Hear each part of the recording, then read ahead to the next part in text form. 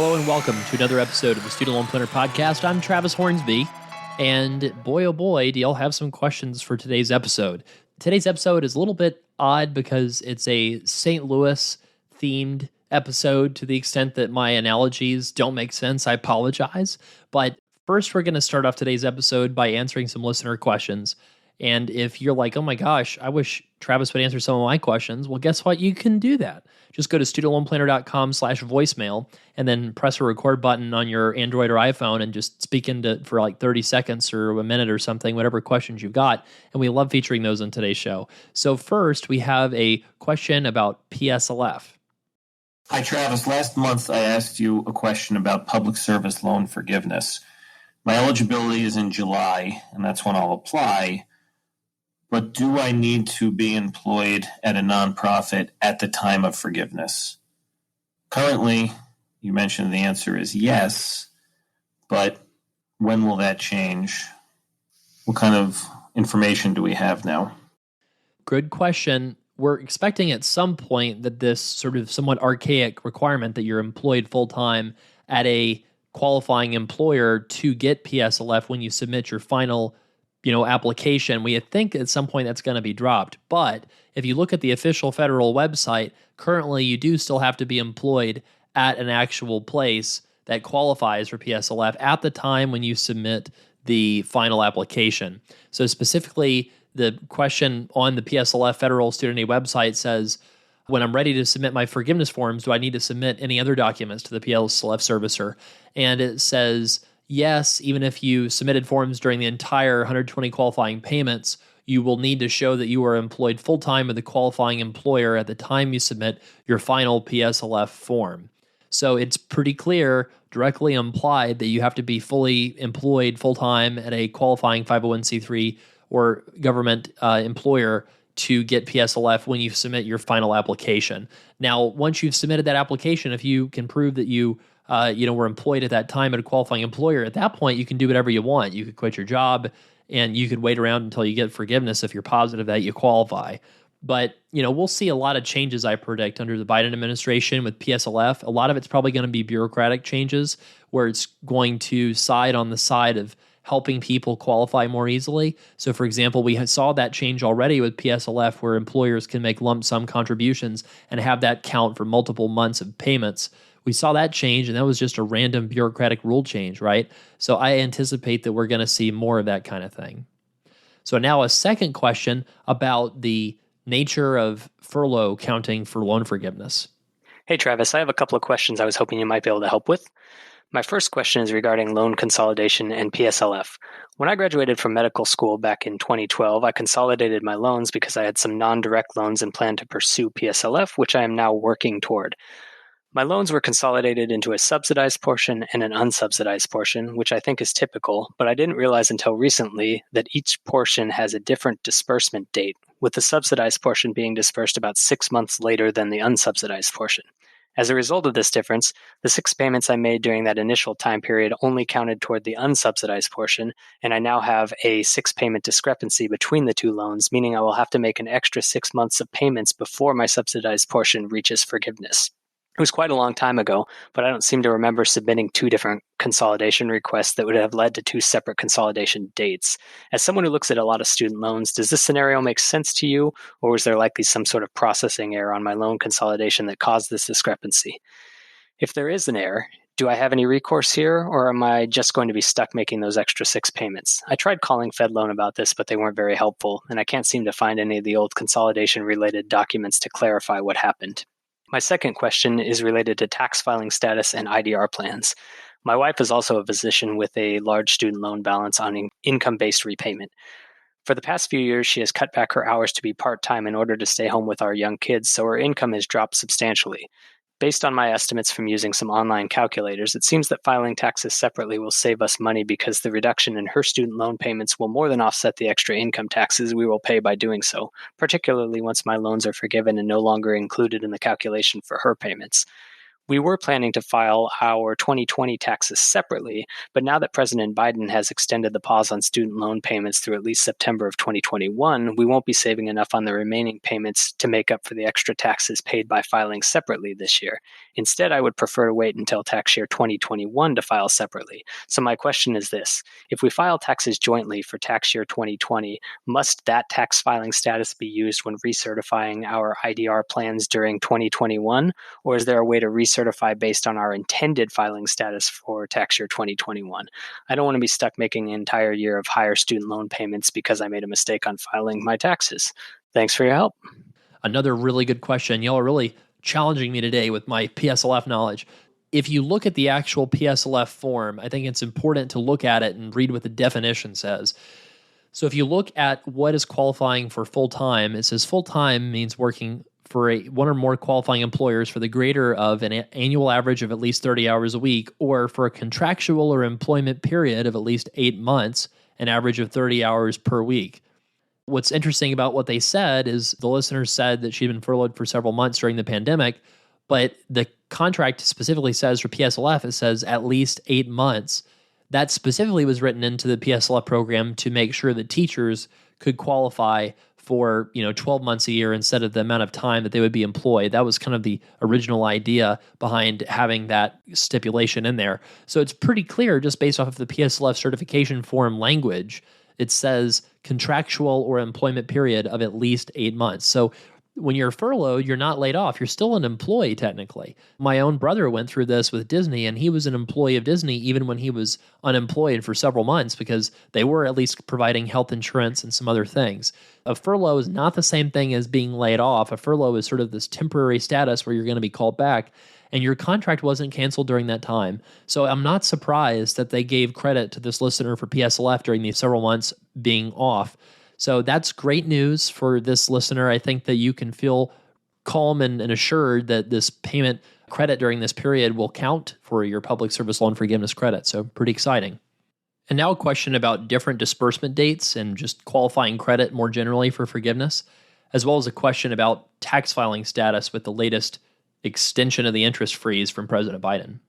Hey, Travis and team. My name is Jillian, and I'm a physical therapist from the Bay Area. I have been working full-time for about 4 years for a nonprofit working towards public service loan forgiveness. And when COVID hit, I was furloughed from my job for about 4.5 months. So when I went to go resubmit my public service loan forgiveness paperwork this time around, I included a signed letter from my boss saying that.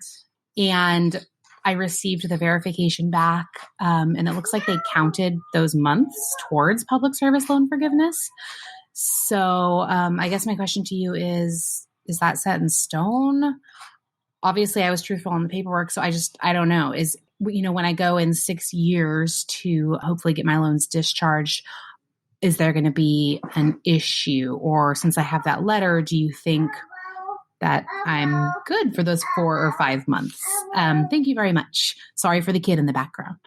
So for the first question, is it normal? Do you have any recourse if you have a few loans that have a couple extra months of credit because of them entering repayment sooner than the other ones? And the answer is generally no, you don't. This is why we tell people that the best time to get student loan help is basically as soon as possible. You can always fix things like from a look forward basis, but a lot of times when things happen in the past, you can't change them and reverse the lost savings that resulted, right? So in this particular case, you can save some money for the future. What I would specifically ask this person is, are you on a payment plan that will be capped in its monthly payment? So specifically, pay as you earn and income-based repayment are two of the programs that cap your monthly payment at the standard tenure. Well, what's really helpful about that is if you have a lot of your loans forgiven and you only have a few left that you have to make 6 monthly payments on, say you had to recertify on only those few loans, well, if you were on something like the revised pay-as-you-earn plan, your payment would still be 10% of your income and you would get substantially less forgiven. Now, if you consider pay-as-you-earn or income-based repayment, let's say that you had everything forgiven, but let's say there's only $20,000 of loans left. The standard 10-year plan for about $20,000 of loans is about $200 a month. So for those 6 additional months of payments, you could pay $200 a month instead of, let's say, a doctor's revised pay-as-you-earn payment, which could be $4,000 a month for a couple. So that could result in you receiving substantially the whole thing forgiven almost versus you basically having to pay the entire thing back. So there's still a lot of really smart planning that can be done if your dates for the payment count don't quite match up. What we do when we're doing consults for our clients is we go into the NSLDS files that they send us, and we have a program, a proprietary program we use that pulls out all of the information that we want to see. And then we can look at the payment history literally from the very beginning of when your loan was dispersed, and we can see what you're being given credit for. And a lot of times it's really rewarding to be able to tell someone, hey, you have X amount of forbearances and deferments, and you can literally manually count it if you want, to show exactly how much credit you should have towards different forgiveness programs. And then you're an informed consumer, right? Then when you have conversations with FedLoan, instead of wasting your time bashing your head against the wall, you have a lot more clearly outlined setup going on with where you're the person that knows more in the situation, which is always a good thing to be in, good situation to be in. Now, the second question was about tax filing status. And I predict we're going to get this question thousands of times, probably between now and when student loan payments start up again.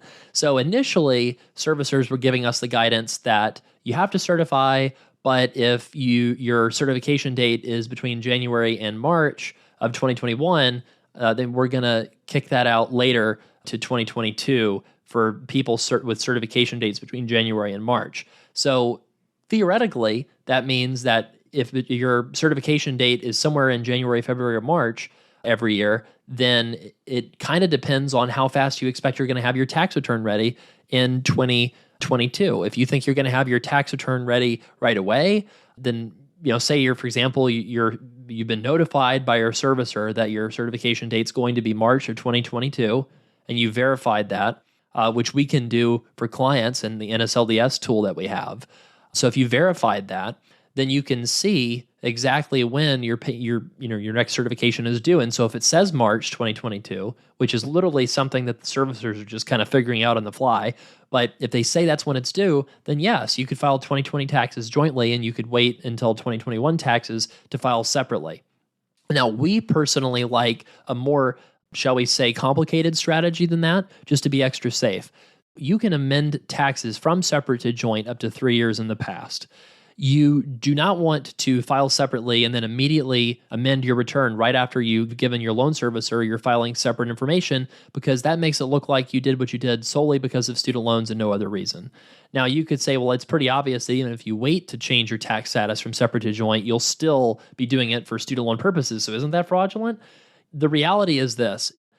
It's a gray area, but we feel quite confident in people filing taxes separately, using that return for their student loans, waiting for a full year until their next certification is due. Then they have to use a new tax return that shows married filing separately. And then and only then are you allowed to go back and amend old returns from separate to joint and get any associated penalties on the federal level back as a refund. We had this case recently. I'll just tell you a case without giving any identifiable information. We had a case where someone was making, say, $0 to $30,000, quite low income, married to someone making a couple $100,000, and the penalty for filing separate was going to be around $8,000 to $15,000 a year, and that was a big hit. So what I would advise that couple is, with all this uncertainty around the student loans, you don't want to be stuck with a $1,500 a month payment when your payment could have been based on that $20K income earner paying almost nothing. And so what you can do is file separately if you can afford to take that upfront $8,000 to $15,000 hit, and then you can amend that tax return come, let's say, March of 2022, if that happens to be your recertification date. You file separately for 2021 taxes, you use them for your recertification in March of 2022, and then you can go back and amend 2020 from separate to joint and get that money back as a refund. That's a really complicated strategy, but it's something that personally we would recommend to couples if they can afford to take that hit on their taxes up front, because you're allowed to file separate and then amend to joint up to 3 years in the past, and that is a wonderful tool for kind of correcting some of the problems with the student loan program where they're trying to get you to include your spouse's income, but you really want to do it, but you don't want to break the rules. I mean, the thing is, a lot of people with the loan servicing companies will tell you, well, go ahead and check that my spouse won't give me their income information. Well, that's ridiculous because most people have joint bank accounts with their spouses. And if you're filing, if you check that box that you can't access your spouse's income information and literally your spouse's paycheck is deposited in the same account, well, that's just not very smart if the program's ever audited. If the program's ever audited and they say, well, why were you amending your tax return every single year? Now, don't get me wrong. We don't like that strategy necessarily for 20 years. Like amending your tax returns every single year with a 1 or 2 year lag sounds like a big pain in the butt. What you'll generally find is the need to amend tax returns is generally a pretty short duration because usually what happens is if both people have student loan debt, then the person who's the low-income spouse is low income for a particular period or season of life. For example, maybe you have young children and one spouse has decided to stay more limited in their work hours to try to spend more time with the kids. Well, that income's going to jump back up, and then filing separately might not cost you $15,000 anymore. Maybe it'll only cost you $1,000, and then it's not even worth the tax prep fees to fix that. So there's all kinds of stuff that goes into making a student loan plan. And it's something that we've developed over like 5,000 different times of doing this.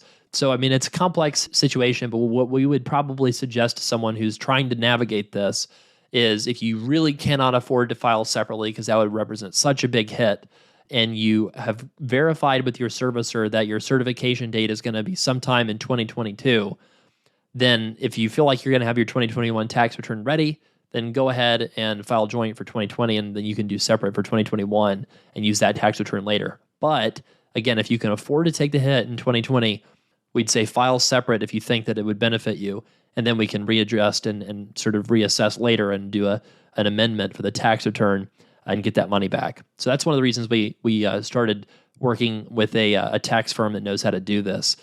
Reach out if you need any intros there. Really good questions. Wow. Y'all really like to get technical, don't you? It can be about more than just student loans, too. If you want to ask about what the heck happened with the whole GameStop and AMC sort of Reddit trading controversy and the Robinhood stuff, like feel free to ask about other things besides just student loans, although I know that you listen to this podcast primarily for the student loan stuff. So now the main topic of today's episode, we're going to just talk through kind of a topic that I've been thinking about quite a lot lately. Some of you know that I live in St. Louis, Missouri. In St. Louis, Missouri, we invented Budweiser. I think the story goes that Adolphus Busch maybe married into some beer family. I don't know. I'm really butchering the family history of Budweiser. But basically, St. Louis, Missouri had all these caves, I think, that were pretty cold temperatures that would allow people to naturally store beer at refrigerated temperatures back in the 1800s when it was kind of difficult to do that. And so St. Louis, Missouri became this huge beer mecca. And there's all kinds of breweries, some obviously very active, like the Budweiser original brewery, and then some other ones that are just kind of weird and creepy and don't really operate anymore. It's such a fascinating history of the beer industry in St. Louis. And one of the things about the Budweiser brewing complex is at some point they started advertising using Clydesdales. Clydesdales, if you've never seen them before, Google them. They're really fascinating.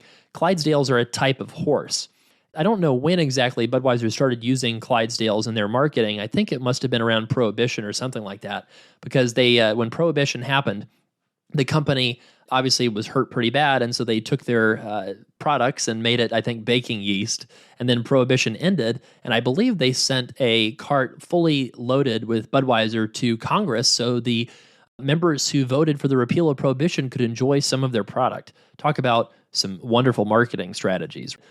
So anyways, these Clydesdale horses are massive. I remember seeing them as a kid, and these Clydesdale horses were just way taller than I felt like a basketball player even, like so tall, so powerful and muscular. And, these horses were chosen by Budweiser because they can literally pull a barn. These things are just pure muscle and they weigh a ton. So Clydesdales are probably the most powerful of all of the horse breeds out there. And, forgive me, please, our veterinarian listeners, you're listening to me describe this and you're like, oh my gosh, this guy is really painful to listen to. I will defer to you. I apologize in advance. This is a casual person talking about the Clydesdale here. But I promise this has a point with student loans.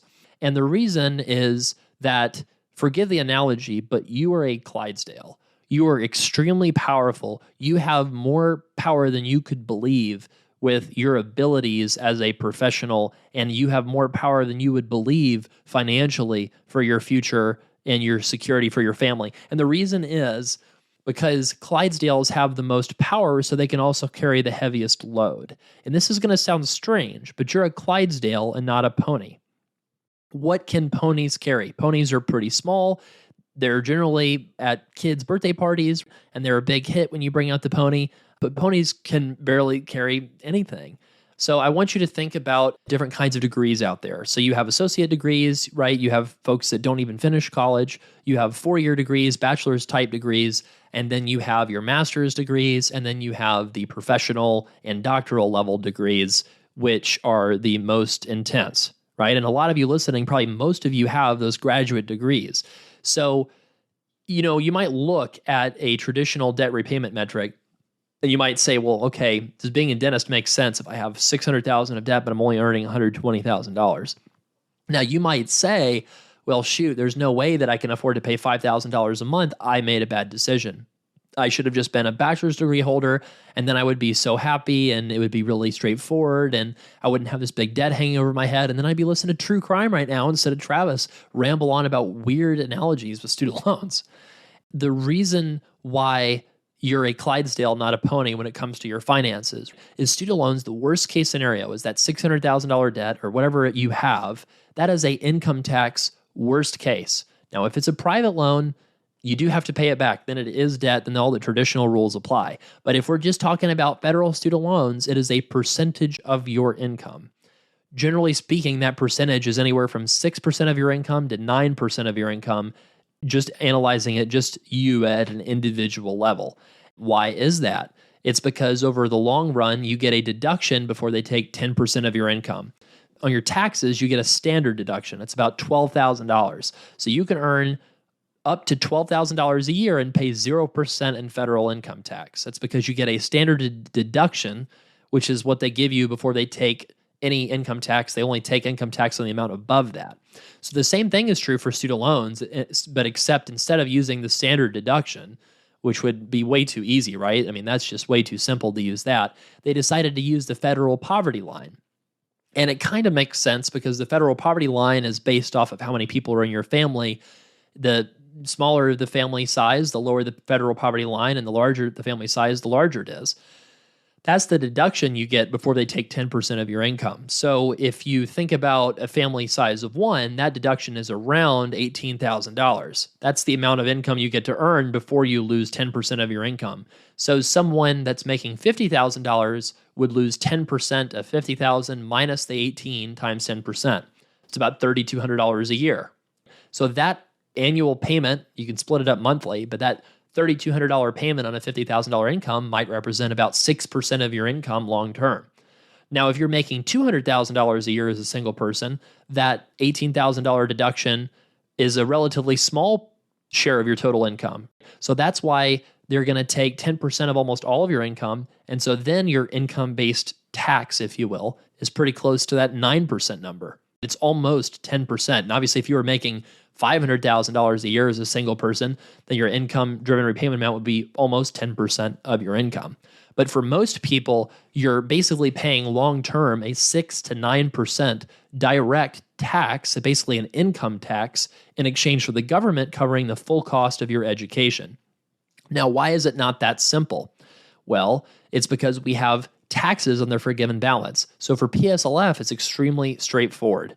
Not, the strategy behind it, of course, but it's extremely straightforward that it's an income tax because there's no taxes in the forgiven balance. And so you can calculate what your payment is and translate that into a percentage of your taxable income. And you can say, wow, this is really literally an income tax for 10 years in exchange for me getting my medical degree or law degree or whatever degree you got. That's a great trade. Imagine being a nurse practitioner with a 6 to 9% income tax in exchange for your degree completely paid for. Okay, most people would agree to that in a second. Very few people ever worry about an income tax below 10%. You don't see anybody having mental health crises over income taxes. That basically doesn't happen, right? If it does happen, please reach out. We would love to feature you in some sort of story. That'd be pretty fascinating. But, people get extreme stress over debt. The income tax really isn't super stressful unless you're really wealthy, right? I guess maybe then it'd be pretty stressful, right? Elon's probably really sweating right now about what they might do taxing unrealized capital gains. Oh boy. But if you think about this as an income tax, it's also an income tax for people that are in the private sector, not just PSLF. And the reason is because you have to save a specific amount of money in the brokerage account each month. And you can think of that as $500 a month or $1,000 a month or some specific dollar amount, or you can think about that as a percentage of your income. I would say for most people, that percentage of their income they need to save is somewhere between 1% and 4%. Now, if you have a huge amount of debt and a very low income, then that percentage of your income that needs to go into a brokerage account to cover the future taxes with forgiveness for the 20 and 25-year forgiveness programs, that's generally closer to maybe 10% of your income. But then if your income is that modest, generally that percentage of your income that's required to go to loans is pretty low. It's more like that 6% number. By and large, what we generally see is the total percent that's required to go to someone's student loans is going to be somewhere between, the maximum is around 16%, but I would say that probably the average is around 8% of their income after that deduction that I mentioned. It might be confusing, but that's the 8% number is kind of like 10% of the income above whatever, but you got a big deduction. So if you take the amount of payments divided by your actual salary, it works out to more like 8% effective versus a 10% marginal rate, if you think about it like that. 8% is more typical, and I think 4% is more typical for the amount going for the tax bomb. So I would say somewhere between, like if it's PSLF, it can be as low as 6%, which is an income tax in exchange for your educational debt being covered completely, right? And then worst case scenario, if you're doing the payments plus the tax bomb and you don't make a lot of money, worst case scenario, you could be looking at like a 16% tax on your income for forgiveness. So here's the analogy. Here's why I talk so much about Clydesdales, you weirdo, Travis. So your student debt, if it's federal, worst case scenario is a 6 to 16% income tax. So let's readdress that dentist. That dentist with $120,000 income is losing 16% of her income, worst case scenario. That's absolute worst case scenario. It's probably lower than that. And it could be lower by filing taxes the right way. By saving for retirement, you could get that number down. By investing in low fee investment brokerage firms that actually have to put clients first, you could get that number down because you won't lose as much to fees. If you know how to invest in general, you'll not have to save as much because you won't have to put it in the bank. You'll be able to get some lift going on for the stock market, helping lift up that savings, not just having to do it brute force. So that dentist worst case scenario, 16% of 120,000, I could do that if I broke out my calculator or if I broke out my handy pen and paper. But let's say 15% to keep my math easier. So that's $12,000 plus $6,000. So it's $18,000 worst case scenario that's going to her student loans, which means she has $102,000 left over that is not spoken for by either the tax bomb or her IDR payment. So let me ask you this. If you were going to go work for some boring corporation and make $50,000 to $60,000 a year, and you had $30,000 of student loan debt, okay, would you rather have that be the situation, or would you rather have the $102,000 income with zero student loan debt? That is exactly what is going on here. If you have that bachelor's degree, you might be a pony, whereas if you have that professional level degree, you might be a Clydesdale, because the Clydesdale has the most power to handle the debt load that it is put under, because it has the most powerful muscles of all of the horse breeds out there. And, a Clydesdale having to face this level of burden, right? It's kind of a weird analogy in some regards, but I think it's really helpful because it shows you that you're a lot more powerful than you think you are. You are underestimating your ability to handle the load of student loan debt long-term, because our student loan system literally is an income tax you can buy your way out of. It's an income tax because worst case scenario, it's 6 to 16% of your income total for the tax bomb and the IDR payments. And it can actually be made a lot lower than that if you have smart planning with somebody that knows what they're doing, like a company like ours. So you can get that number down to the minimal amount possible. And then you're just looking at simply taking off 6 to 16% of your earnings as a graduate degree professional. And then you're comparing those net earnings after completely accounting for student loans. And now you're saying, how does that compare to your bachelor's degree lifestyle and what you earn doing that? Now, in some rare cases, a bachelor's degree holder would earn more than somebody making a professional degree. I would call that dumb luck. Probably if I'd gone on to get a graduate level degree, I actually maybe might earn less than with my bachelor's degree because I like finance and focusing in that world, and that world rewards getting involved in finance as fast as possible, right? So it's not a perfect analogy, but I will say that most people, are not looking to have their job just define them, right? Most people work because they enjoy the job, they find meaning in it, but they also find meaning in other things, like being around family, like traveling when the heck that's allowed again, like enjoying cool vacations, like having fun coworkers, having a good social life. Holistic wellness is really important when you figure out what kind of a career makes you happy. What a great situation that this dentist with $600,000 of student loan debt finds herself in, because how many jobs would allow you to work part-time and still earn $60,000 to $100,000 a year?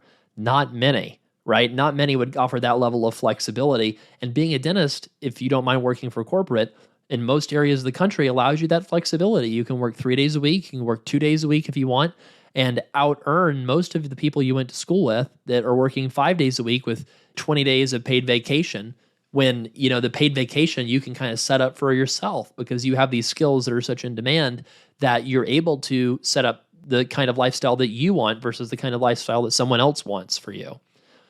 I think this is really exciting as an analogy because it essentially means that, if you're bothered by your student loans and you're just really not doing well mentally over your student loans and you're in California, then move to Nevada because California takes 10% of your income, just period, forever. And I said your student loans, worst case scenario, were a 6 to 16% income tax. Literally, the effect of you moving from California to Nevada is the same thing as you canceling all of your student loans completely. Because the government paid for your education, the government is getting in exchange a very convoluted percentage of your income for the next 20 years, worst case scenario. That is an income tax. It is only not totally clear to people that it's an income tax because of how convoluted the forgiveness of income-driven repayment really is. But if that was ever canceled, if that was, forgiven debt was no longer taxable income, then it would be extremely evident to people that it's simply a percentage of your income. And then what might happen in the future is reforms might cause your quote-unquote tax rate for your education to go up or go down depending on who's in charge. So a President Biden might make some reforms that would probably cause that 6 to 16% income tax basically go down because maybe he increases the deduction you can take by increasing the percentage of the poverty line that you get before having to pay 10% of your income. Maybe Republican administration or Congress might say, well, let's have you pay 15% of your income instead of 10, or let's eliminate the ability to allow you to exclude your spouse's income from your payment to try to encourage more people to pay back their loans. Now, no proposals have ever proposed kicking people out of programs they're already on. That's a really good thing. That would be totally stunning if something like that were to ever happen. You can never say never because, who the heck was predicting once in 100 years pandemic this year? But it's extremely, extremely unlikely because every proposal that's ever been proposed about student loans has grandfathered people in on whatever repayment plan they're already on. This is really quite exciting. I think that, if you are feeling stress or anxiety from your student loans, what is holding you where you are? Could you relocate to get a change of scenery? Could you take a chance in your career and start up a practice, something just a little bit out of the ordinary? You could do that. That's really exciting to take a risk and take a chance and just try something different if you're really having a hard time during this pandemic. We have some people on our team. We're a virtual team. There's about 20-ish people that work at Student Loan Planner, and some of the people are doing some really cool things right now. Like we have one team member who's selling her house and buying a van to travel the country with her husband, and that's really exciting. When are you going to get to do that? And this is a time when you could do that. You could take chances or take risks or do things that you might otherwise feel uncomfortable doing, particularly if you have the ability to sort of work remotely and work from anywhere.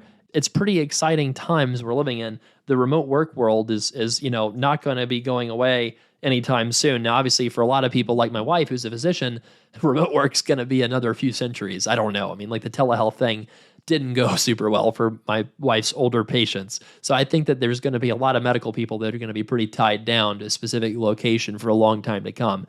And that's fine. But I want you to realize that your education is actually probably one of the best decisions you've ever made.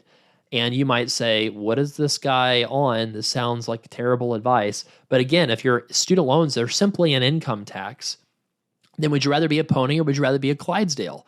The Clydesdale has the potential to pay off the student loans with that powerful higher income that you're getting from your professional degree. It's not just higher income too, though. It's esteem in society. It is skill level in your job. It's job security. It's insulation from being laid off. It's higher negotiating power. It's being able to be the boss instead of having to take orders. You're the one giving them in a lot of cases. And its impact on people's lives. Your impact is magnified because of the importance of the skills that you have and the way that it can change lives. So I know that sometimes you probably feel underappreciated or just not appreciated. That's the right word. I mean, we go through that personally sometimes. I would say that 99 out of 100 of our clients are amazing people that we just love helping. And then every now and then you get the one jerk, right? And I know that a lot of our clients share these stories of like veterinarians who get, harassed online, called greedy, because they can't pay the medication out of their own pockets for treating people's pets.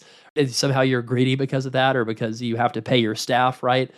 Physicians who get left bad reviews online, lawyers, same thing. There's always negative people out there that are trying to bring you down. And I think the impact of that during the pandemic, people are just a lot more stressed. I mean, one thing that I've noticed is I think that like some people are going through enormous pain that's unimaginable in a lot of cases. I mean, I lost a family member this year. Maybe you've lost friends or family this year. It's been a really stressful, tough year. And so I hope that you can realize that things are going to get better. And the unemployment rate among professionals now is almost nothing. I don't think that you'll get mad at me for saying that for 95% of our borrowers who have graduate degrees, this student loan payment and interest pause right now is not necessary. I'm not saying it's not appreciated. It's awesome. We're glad for you that you get to enjoy it until September. But thank goodness that we're not in economic conditions where so many people are just like, the unemployment rate's through the roof. People don't have any jobs. If you look at the economic distribution, that's mostly low income and low skill workers and hospitality industry workers that are still impacted by this at this point. Like we've done a lot of surveys of our audience of when did your income come back and when was it impacted? And there were some professions like dentistry and optometrists that just got destroyed during the pandemic from the shutdowns, from the loss of income because they weren't working at big healthcare systems. But the thing is these impacts were quite temporary, and boy, did the revenues surge back when people came back to doing procedures. We've got a lot of dentists this year, and we're going to do this in a future episode, that literally are on pace to need to abandon forgiveness and go for refinancing because their incomes have soared so much during this pandemic that they think now that there's no way that they're not going to, that they're going to be able to actually get forgiveness because their incomes have become so high relative to their debt. And that's a wonderful thing. I'm so happy. And again, you don't have to be a Clydesdale necessarily. I mean, like if you want to be a social worker because that's your passion and you're not going to make a lot of income from that, what I hope is your superpower is that you love being a social worker more than anything else you could have done. And that, you might make even less money than you would make as a bachelor's degree holder, and you still lose that 6 to 16% of the income to the student loans. But hopefully your self-realization and your self-actualization, the benefits and the joy you get out of transforming lives, hopefully that was worth the time you spent getting the education, and it's worth the debt, which is really just an income tax. So remember that there's not a lot of people that could go out and make $400,000 a year if they wanted to. A lot of the medical professionals that are listening to this have that potential if they really, really wanted to. You could pick up extra shifts. You could move to the middle of nowhere. You could do a locums job and basically take jobs anywhere that desperately needs people and just move at a moment's notice. You could theoretically hit that level of earnings. And then even if you didn't want to do something that extreme, you could move to most big cities around the country and get a steady job without too much effort with a fairly decent income. And that income in many cases is at least double that of the median household in America. And if you're not making a high income because you're doing one of these public servant type jobs, right? You're teaching, you're social work, you're mental health counselor, you are, in just a lower income field, but that's so important to society, then paying your income tax for this education means that you get to be someone who changes lives and still is able to make a good enough living to, have a good life, right? Cover the basic needs. And if you aren't happy in your current job, guess what? You can go back to work and retrain in a different field, take out additional debt, and it's the same percentage of your income regardless, even if you take out, amounts of debt for 2 degrees. I know because we've had a lot of clients that are chiropractor to nurses or nurse practitioners to lawyers. Actually, we usually have it going to nurse practitioners, not away from. But a lot of people that were in different fields, they just didn't end up jiving with them, and they decided to go back to school and take on an additional $200,000 of debt, and they come out with $500,000 or $600,000 or $700,000. And is that the best strategy from a taxpayer perspective? I don't know. I mean, obviously the people that are doing this are taxpayers too. So is that the most efficient student loan policy? I guess not, but it's allowed. And so if you're miserable in your job, what better time to go back and get another degree than right now and to get a new skill set so that you can turn into the Clydesdale that you deserve to be? And maybe that's really weird. Maybe you're like, why does this guy keep talking about these weird type of horses that I've never heard about before? But Google them. You'll be really impressed. It's like, oh my gosh, these things are massive. If you ever do decide to travel again, I think that probably one of the fun things to do in St. Louis is to do a tour of the Budweiser brewery and get free beer and take your picture with the Clydesdale horses that they still keep on the site. So I think that just realize that you are far more powerful financially than you ever dreamed. Not a lot of people could actually retire in their 50s on a 6-figure income. And most of the people that we consult with, the vast majority, in fact, are on pace to do that after our consult because we showed them what's possible when they think of their student loans like an income tax. Or if you want to buy your way out of the income tax, you can pay $3,000 a month with a 3.5% fixed rate for 20 years, right? Because that's a better deal. That's a cheaper deal than losing a percentage of your income because you're making so much relative to your debt. Both of those options are amazing, and it gives you choices in life that if you had $600,000 of debt with $120,000 income and you had to lose $5,000 a month to make your payments, suddenly you don't have any choices. Suddenly you can't have kids on time. Suddenly you can't buy a house on time. The good news is anything that's getting in your way should not be because of student loan debt. So for example, if you are struggling to afford a house in Denver, the student loans are not the reason. It's because the housing market is on fire more than the center of the sun right now. And it's just really difficult to buy a house in a place where everybody and their mother wants to live, like Denver.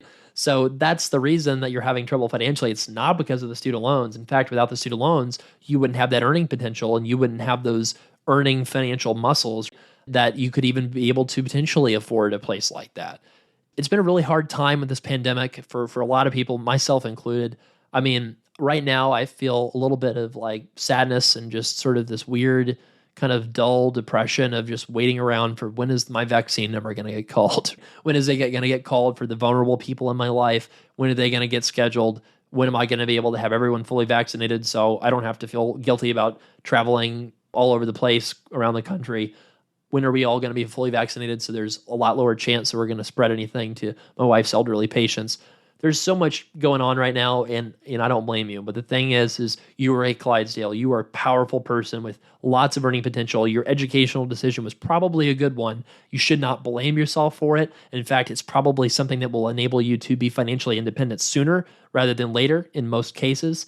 And if you are saying, hey, I want my loans optimized so that I pay the lowest amount towards my student loans, make that quote-unquote income tax as low as possible, or I'm not sure if I should treat it as an income tax or a debt, that's where our consulting service is for.